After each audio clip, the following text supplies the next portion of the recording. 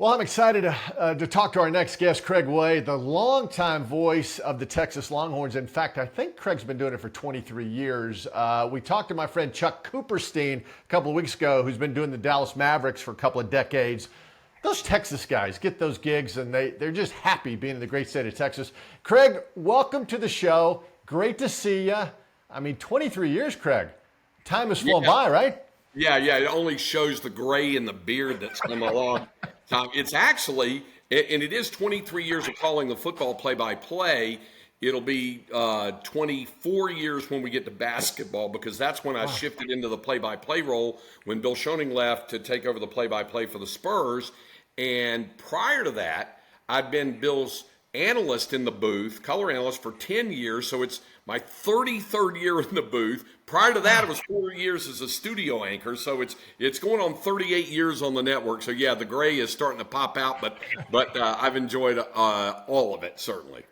Yeah, you know, when I was doing Big 12 for 19 years, we would always see each other during basketball season, and it was great. And we were Big 12 guys. Craig, you are now officially a Southeastern Conference guy. Does that sound weird?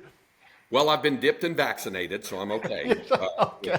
You know, I've gotten. It's been great. The SEC broadcast brethren have been tremendous, and had my first real SEC exposure back in July at SEC Football Media Days, and really enjoyed that quite a bit. It is an all new world now, obviously, in all the years of broadcasting Texas football, basketball, women's basketball, and baseball. I've had a chance to get to some of these venues, not all of them, but some of them, and so there's a little bit of familiarity, but in a lot of ways this is all kind of brand new, and it's a kind of new and exciting world, especially with the way the Longhorns are playing these days.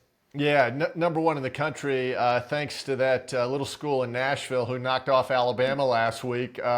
First, your reaction to that. When you saw that, I mean, were you watching when you watched Vanderbilt just completely dominate Alabama like I've never seen in my lifetime?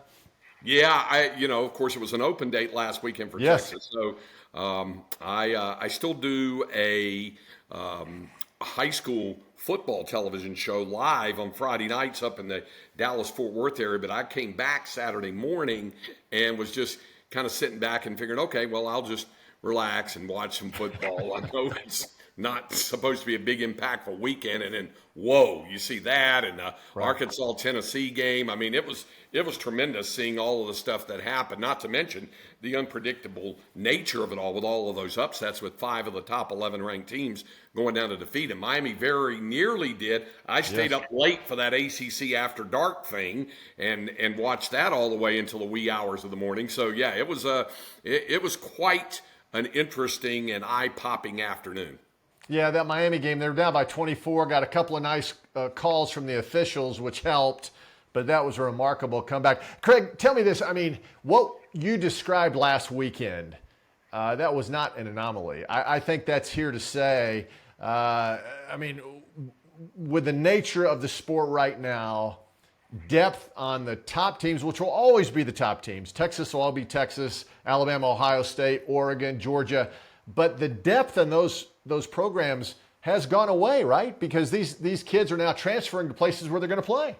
Yeah, and I'll tell you, it's been a while in building up to where the Longhorns had enough depth to compete in the SEC on a week-in, week-out basis. But the week-in, week-out basis takes its toll through injuries, and then obviously through the portal we've seen how rosters can change even from one year to the next. Sark has talked about it in his press conferences, saying we've tried to build in terms of the depth. So that's what he's trying to build with his program there, and it started off with really building up the offensive and defensive lines, and then not just building them up, Doug, but adding built-up depth in the interior lines. He felt that was as important as anything. He figured they would land really good skill position players, and they've done all that. Even as they lost 3 outstanding receivers, they had 3 come in this year, and whether they were a freshman or a transfer like Isaiah Bond coming in from Alabama, so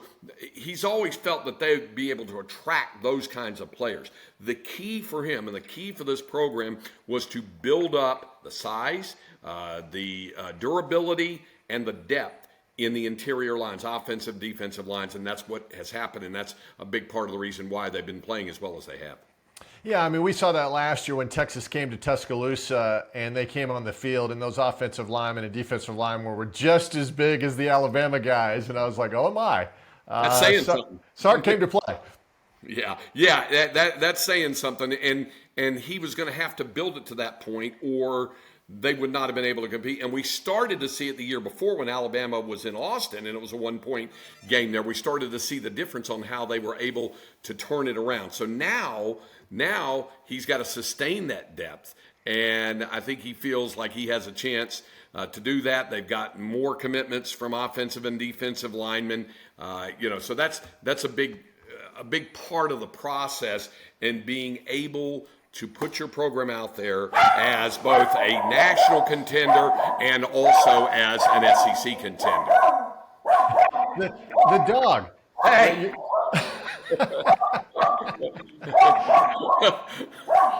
I mean, obviously, a Texas Longhorns supporter excited about what's happening with the number one team in the country. She's a little long in the tooth, so she gets pretty excited about things. If somebody's in the neighborhood, she'll get worked up about it. So yeah, sorry about that. I got a dog just like that, Craig. Hey, tell me this. Quinn Ewers is back, obviously healthy, and I spoke yesterday to Archie Manning, by the way. We're friends, and it was fun to talk to him. And he's not doing a lot of interviews because so many people wanted to talk about Arch and et cetera. But Quinn Ewers is back, right, Craig? And he's healthy? He is. I would totally expect. Yesterday at his news conference, Sark said he wanted to monitor his progress throughout the course of the week and see how he would do. But he was also asked if the game was today, would Quinn start? And he said yes. He said, but I still want to watch him during the week to see how his body responds coming off the oblique injury from practice. So I think there's a really high percentage chance that we'll see Quinn start at quarterback on Saturday. Texas, I keep saying Alabama. Texas, a 14.5-point favorite over Oklahoma. Not unusual. As you know, Craig, last 11 times Oklahoma has played Texas, the lower-ranked team has won 5 times, including last year. So, I mean, I'm not expecting any sort of outlandish score here. I think Oklahoma and Texas is always one of those unpredictable games. Well, that's something Sark said as well. He said, you guys know that none of that stuff really matters with regard to this particular game. I mean, I think about certain games when both teams, like you said, had been underdogs and not only won the game, they won the game impressively. There was a game 11 years ago, Mack Brown's final year in Texas. Texas was, I think, a 15-point underdog and won the game by 16 points. And Oklahoma's gone into that game several times, like this year, as an underdog and won the game. It's a highly emotional, high-intensity game, and a lot of physical force gets exerted. And then, obviously, like so many other games, turnover is a major part of this game.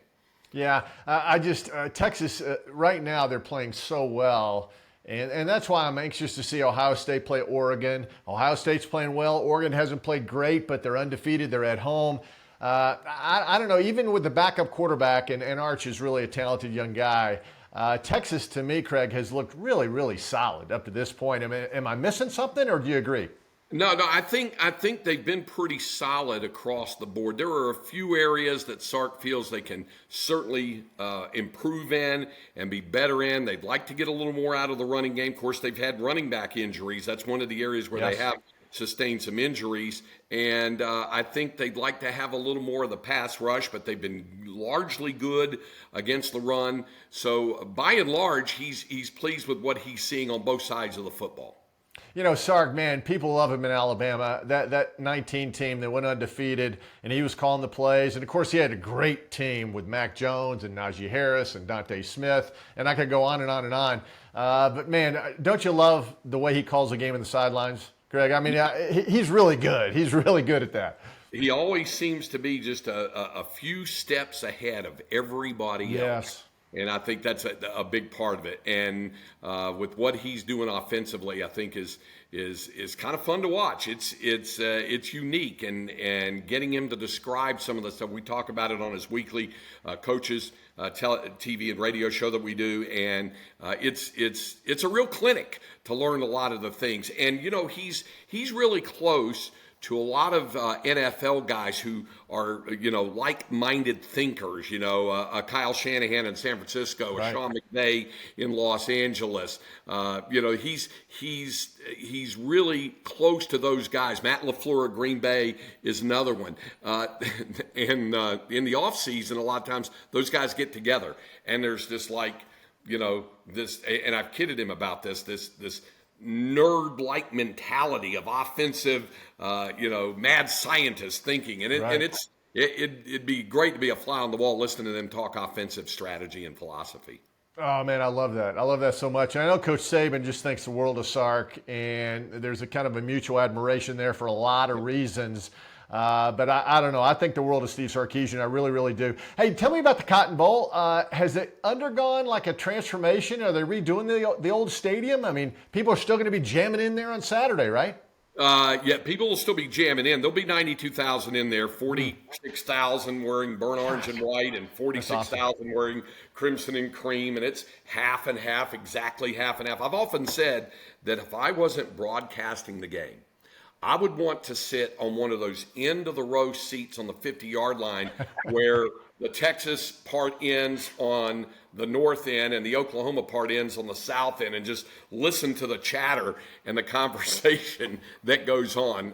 But they're going to do, I think, some more renovation with things like suites and boxes and stuff like that. But in terms of the stadium itself, the old stadium has been around since the 30s, and it's undergone a couple of renovations. But it'll be rocking on the fair. And Doug, there's a lot of fans who go to the State Fair of Texas and go to the fairgrounds on Saturday that don't have tickets to the game. They try to see if they can get a ticket to the game, but if they can't get a ticket to the game, then they hang out on the fairgrounds. So counting the 92,000 people inside the Cotton Bowl, there's an estimated somewhere between 300 and 350,000 people on the fairgrounds of the State Fair of Texas, inclusive of the fans inside the Cotton Bowl. It makes for a really busy Saturday afternoon.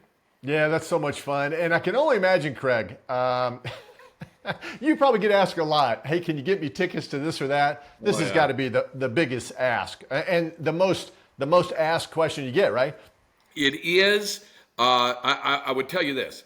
If Texas wins this week, it'll be second to the Georgia game at home next week, because we're pretty sure ESPN College Game Day's coming. I mean, it's also, here's the other thing, Doug. Next weekend, not only do you have Texas and Georgia playing, it's Formula One weekend in Austin, F1 race going on, so you can't find a hotel room, I'm told, certainly 80 miles down to San Antonio or out east. I mean, there's people staying in Houston and Dallas and coming in 175, 200 miles for the game because they can't get a hotel anywhere in about a 150-mile radius of Austin because of F1 weekend as well. So it'll be a crazy time next week. Craig, I had no idea. I mean, I had no idea F1 was coming in because that is this phenomenon that has taken over our country, and it's going to take over the city. Oh, my goodness. You're going to have kind of a traffic jam or two in the city, I do believe. Yeah, and it's been like that. This is, I think, the race has been in Austin for 10 years now at the Circuit of the Americas. It's out near, here's what adds to the mania, Doug. The track, which is an incredible track, 3.4-mile track, is near the Austin airport. So the air traffic of the planes going in and town and the private jets and the drivers and the race teams and the celebrities and everybody that comes in, that's crazy enough. And then you add Texas, Georgia to it. So it's next weekend is going to be off the charts for sure. But I never thought I would say that one game could upstage Texas OU, and maybe it won't because it has its own special meaning and its own identity. That's why it is where it is on the fairgrounds. When DeLoss Dodds was the athletic director years ago, somebody said, well, if the Cotton Bowl doesn't do its renovations, Will this go over to Arlington, to the Cowboy Stadium, to Jerry World? and he and Joe Castiglione, the Oklahoma AD, said, no, if we can't play it on the fairgrounds in Dallas, we'll just go home and home. And everybody was hoping that wouldn't be the case. Alabama-Auburn is great the way that the Iron Bowl has worked out, but I know there's a lot of people that miss seeing it in Birmingham. And the same thing has happened with some other games as well. So to keep Texas OU in Dallas on the fairgrounds of the State Fair of Texas with the ticket split exactly halfway, it's an incredible panoramic scene, and it usually makes for some great football. So I don't know that it'll be necessarily upstaged by a Texas-Georgia matchup next week. It'll have its own identity, and it'll be crazy as well. So it's back-to-back weeks of pretty crazy. And, oh, by the way, Doug, after Oklahoma and Georgia, guess where Texas goes next? Nashville to play Vanderbilt. That's next. And I'm here to tell you, Craig, Vanderbilt's pretty good. Yeah. I think everybody saw that. It is fascinating. And the state of Texas is so much fun. And I enjoyed all my years there going to Texas and Texas A&M and Baylor and all those great basketball teams. But the Aggies are pretty good too, Craig. There's a lot of good college football happening in the big state of Texas right now. Here's a real interesting phenomenon, Doug. Before the season began, and even early in the season, there were people around the SEC, mainly fans, who said, "Oh, Texas got the easy schedule, the easy." And the Texas fans' first response was, "Wait a minute. We were always told that when you go into the SEC, it's never easy, and that every week's a grind." And they're like, "Yeah, but as SEC schedules go, Texas has these. Look at who they have to play on the road." Well, here's the deal. First and foremost, even going into the year, they knew this was going to be a challenge, and that all three of Texas rivals, they play all three of the rivals away from Austin. They have the Oklahoma game in Dallas. They go to Arkansas on November 16th, and then both sides are calling it, the restoration of the Lone Star Showdown rivalry with Texas A&M, the Saturday after Thanksgiving, is in College Station. So you have all of those.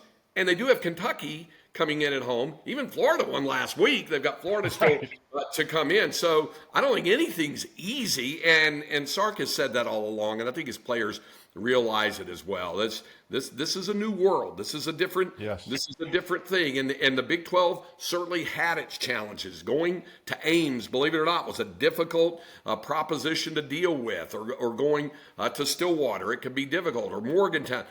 This is a different thing, and going into some of these places for the first time is going to be different. The interesting thing is, and in their three rival games, it's places they've been, in the past, the program. Now, these guys and this coaching staff has not been to College Station. But 3 years ago, Sark's first year, they went to Arkansas and got drubbed pretty good as Sark was trying to flip the script and get the program back up and running again. So there was that. But I do think it's going to be a tough go for them, having to go to Fayetteville, having to go to College Station, and having also to go even to Vanderbilt. It's not going to be easy. So all of the teams that they still have to play on their schedule, all of them won last weekend, including the three places where they still have to go on the road, and the fourth being Oklahoma.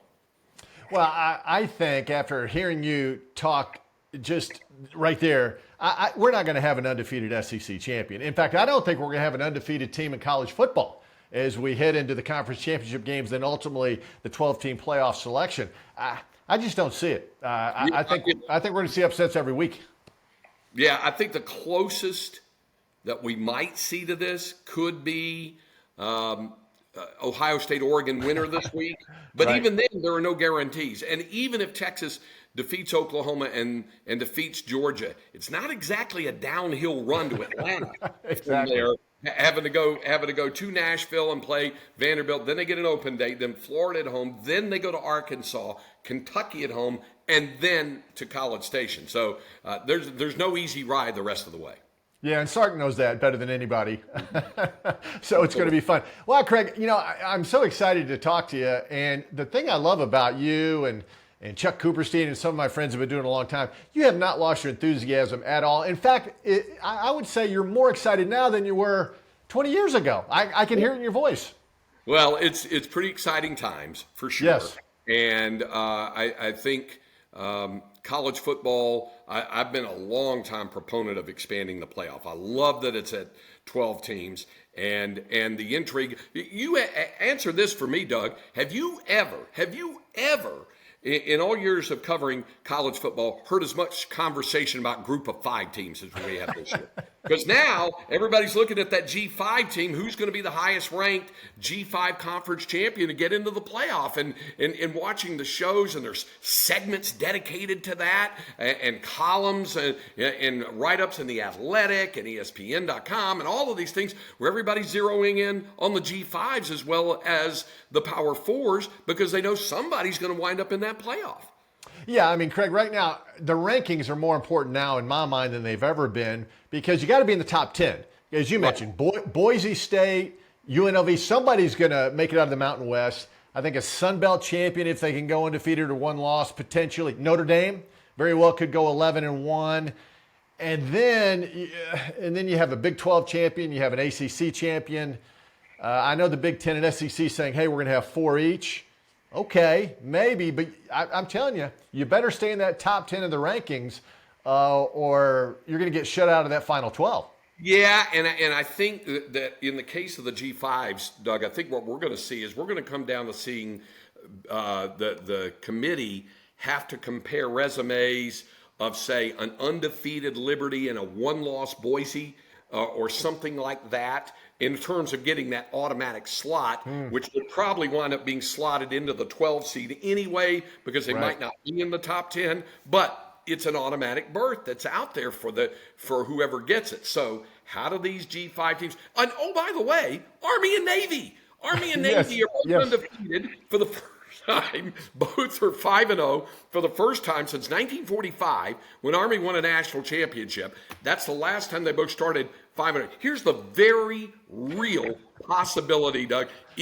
Now I think Navy still has to play Notre Dame, but if they were to get past that, there's a very real possibility Army and Navy could wind up being undefeated, or even the Notre Dame game is a non-conference game for Navy. So you could have a 1-loss Navy, an unbeaten Army, playing in the American Conference Championship for the automatic bid into the playoff, and they play, and one of them wins. And then, oh, by the way, they play the regularly scheduled game the next week, which has no impact on the playoff because they play the conference championship weekends the week before. It'd be like a bowl game for Army and Navy. It would have no impact on seeding on that. How wild and strange would that be if Army and Navy's playing in the AAC, in the American Conference Championship, with a bid in the playoff on the line, and then, oh, by the way, we play our regular season game next week, which will have no bearing on all of this.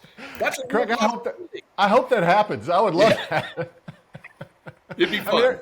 Everything's so chaotic anyway, and everybody at the beginning of the year, they're dispelling college football, the NIL, and the transfer portal, and doom and gloom. But in reality, as the season is unfolding, it's now more exciting than ever. Obviously, we have parity, and it is following the NFL model somewhat. But I don't know. I just think 5-6 weeks into the season, I am so pumped up about this college football year. It's really got me all pumped up. Yeah, me too. I think the excitement level and the parity is at an all-time high, and we saw evidence of that last week, and I think we'll continue to see evidence as the season goes on. Well, Craig, we appreciate it, my friend. I know you got a radio show today. Back at the Zone in Austin, Texas. I know that was there. You went away to another station. Now you're back, so I know you're excited. And I can only imagine how many calls I guess you just let the phones go, right, in your afternoon show? We've transitioned into the world of texting, and we have a text line that blows up. And it was fun being at the Zone for 19 years. When I first went there, it wasn't even called the Zone. It wasn't an all-sports station. It was a news talk. And then in 1998, it flipped to an all-sports format. I was there through 2016, went across town to another station because they held the broadcast rights to Texas, and went over there so that I could continue doing the Longhorn games. And I hosted a daily show over there. And then last year, the broadcast rights went back to iHeartRadio Austin and to the Zone. So I went back over and they wanted me to come back and do an afternoon show. So it's the old Al Pacino line. The more, just when I think I'm out, they pull me back in. So I'm glad to be back. Hey, congrats on a great career, my friend. It's obviously not over. You're going strong. And this season could culminate in a very special ending for the Longhorns. So I hope it happens for you. I really do. Thank you. Looking forward to seeing how the rest of this season will play out. It'll be a lot of fun and great to visit with you, Doug. Thanks, Craig. Hook 'em horns. Thanks.